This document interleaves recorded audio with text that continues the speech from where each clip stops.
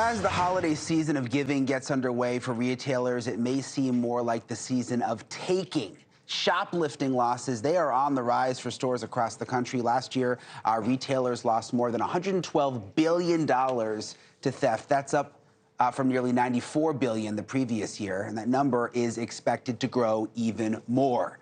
The thieves are getting more brazen, too. You've seen the shocking images like this, the smash and grab, flash mobs.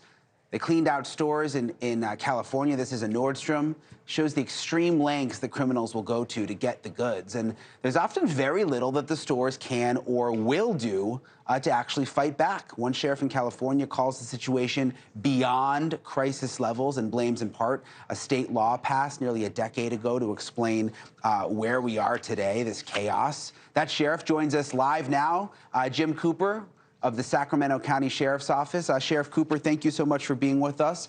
That law we're talking about, it's Prop 47, basically says if you steal anything under $950, it's a misdemeanor, basically a slap on the wrist, not a felony. Is that the big problem here, Sheriff? Yes, it is. And that's a great description. So basically, below $950, all you get is citation. You can't aggregate theft. So you can do that 20 or 30 times in one day and not go to jail. And that's really been the big issue. And we see folks doing that. So why are the big retailers like the Targets, the Nordstroms, the big box stores, why are they not doing more? Because we've done the stories. I mean, it's chaotic in the stores. The price of things are going up. But you hear from the security guards that they're not even allowed to do anything. They're just supposed to stand there. Why are they not taking a tougher stance? So the staff level, they're very engaged. They want to resolve these issues. It's really the corporate level, and that's what it comes down to. It's their image. They don't want to be seen as being bad or, against social justice issues. So it comes down at the corporate level.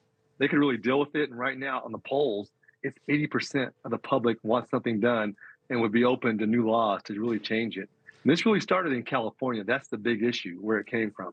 But you say social justice issues. What do social justice issues have anything to do with people stealing things?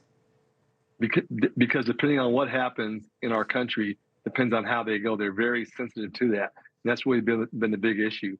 I don't care if you're stealing a $10,000 purse or stealing something out of Walgreens, it should be treated the same. It's really a big issue with this. And because of the air of accountability, folks know they aren't going to jail. So they really don't care. So that's why we see the rampant theft. And the new norm is going in a store and having plexiglass everywhere. You've got to push a button and wait for a staff member to come and get you that item. That's not okay. Yeah, that's the worst. I mean, you go to Walgreens or CVS and you want some deodorant or some laundry detergent. I went to get laundry detergent last weekend. You have to go, you have to wait. There's the plexiglass, you push the button. There's usually not enough people working in the stores. So then you have to wait and wait and wait, and they never really come. I mean, is this just is this our new norm, Sheriff? It is, and it's very sad, but really it's in the retailer's fate. Because the law was passed by voters, it has to go back to the voters to change the law, and they have the voters behind them. Nothing polls in the 80 percentile. This does. It is a winner. So it's a matter if they have the guts to put the money up and put it on the ballot. If they do that, and I'm talking big box retailers, it passes substantially. Yeah, the reason we heard about you is because you posted on social media sort of a rant about this whole thing, Sheriff. I think one of the retailers was making you handcuff shoplifters in the rain back behind the store because they didn't want the bad publicity and for the videos to be on social media. I mean, have you gotten heat for this, or do you feel like you're getting a lot of support in your area? So what happened, we wanted to do operations and really help the retailers out. At the local level, they were great about it. Once corporate heard about it, they said, nope, no cooperation with law enforcement. Since then, we've had several phone calls from those major national retailers that have really changed their tune and want to work together. So I'm actually looking forward to working with them and resolving this. But the issue comes back to, and there have been changes in law, but until it goes back to the voters, we're still stuck with that $950 threshold and that citation. And that's horrific for the consumers because we're all paying more, me and you. Yeah, and when you say no cooperation with law enforcement, I mean, that's sort of troubling to hear. Does that go back to the $950 law? Like, are these retailers thinking, well, if it's so easy in California with the law, why do we even, why do we even get involved? Why do we even push? Yeah, it's vastly underreported. And some of these big box retailers have told their employees, do not call law enforcement. They already have a non-confrontation policy Yeah. in that if someone's caught stealing, just, hey, let them go. Don't stop them. Don't confront them. And that has really exacerbated the situation we're in today. Yeah, and part of me can kind of understand that, because it's like, if you're, a security guard, do you really want to run the risk of chasing after someone and, you're not armed, you don't know what you're up against? I mean, part of that seems to make a little bit of sense, don't you think? But if you go back 5 years, they did do that. Loss prevention did do that job.